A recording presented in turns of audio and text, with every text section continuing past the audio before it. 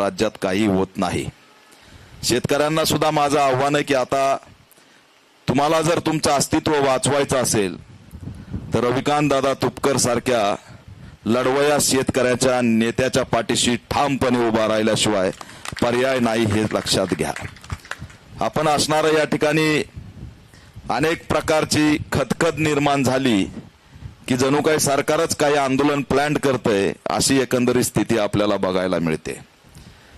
अनेक प्रश्नांचं एक व्यापक निवेदन माझ्या हातात आहे ज्याला धरून हे उपोषण सुरू आहे।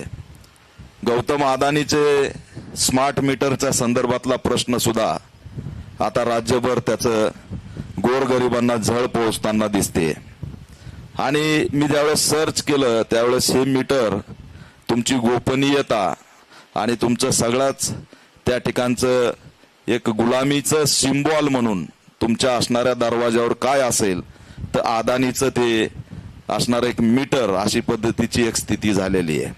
म्हणून ह्या मीटरच्या संदर्भात सुद्धा मागणी आहे, कांद्याच्या संदर्भात मागणी आहे। 2-2.5 लाख रुपये 5 लाखाच्या अटी टाकायच्या आणि त्या योजनेला अहिल्यादेवी होळकरांचं नाव द्यायचं।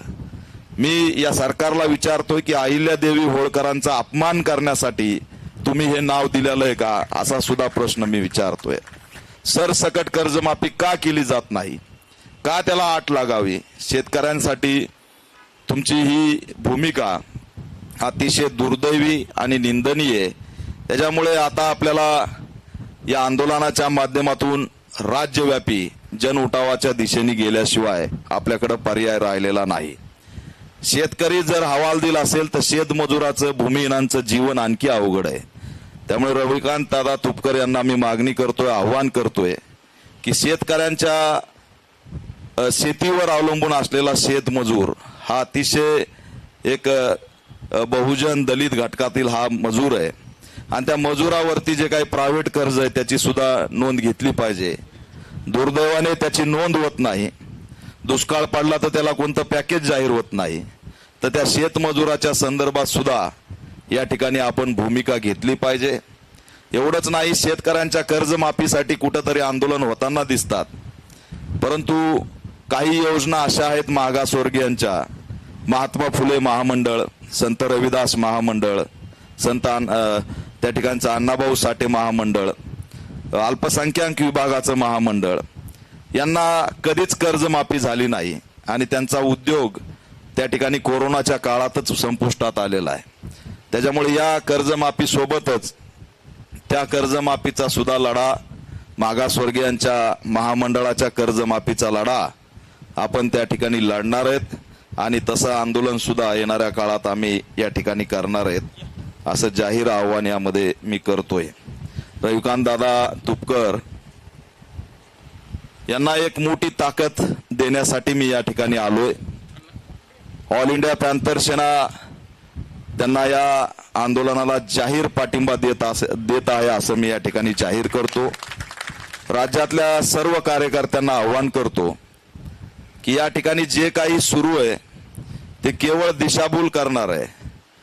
आता रविकांत दादाचं आंदोलन आमच्याच पेजवरून आम्हाला लाईव्ह दाखवावं लागतंय, मीडियाचा जमावडा आमच्याकडे नाहीये।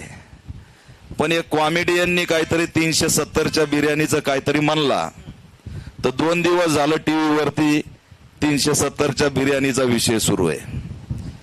पण शेतकऱ्यांच्या कांद्यावर ढिगाऱ्यावरती विष पिऊन मरण्याची वेळ त्याला आली आहे, त्याच्याबद्दल मात्र कोणतंही या ठिकाणी टीव्हीवरती आमचा मुद्दा दिसत नाही। डिझेल, पेट्रोल, गॅसची महागाई आणि त्यात शेतकऱ्यांना सांगितलं ट्रान्सपोर्टसाठी सुद्धा त्याच्याकडे या महागाईमुळे पैसा नाहीये। शिक्षण महाग झालंय, आरोग्य महाग झालंय आणि शेतकरी बहुजनांचा वालीच या ठिकाणी कुणी नाही। अशा पद्धतीचं एक वातावरण या महाराष्ट्रात शेतकरी विरोधी सरकारमुळे सुरू झालेलं आहे। आपल्याला जाहीर आव्हान करतो की या शेतकरी विरोधी सरकारला उद्ध्वस्त करण्याची वेळ आपल्याला आता या ठिकाणी आलेली आहे। एवढं सगळं होत असताना जर आम्ही मेलोडी चॉकलेट बघून त्या ठिकाणी मेलोडी भक्तांचाच रौंदाळा बघत असू तर आता डोक्यावरून पाणी गेलं एवढं लक्षात ठेवा।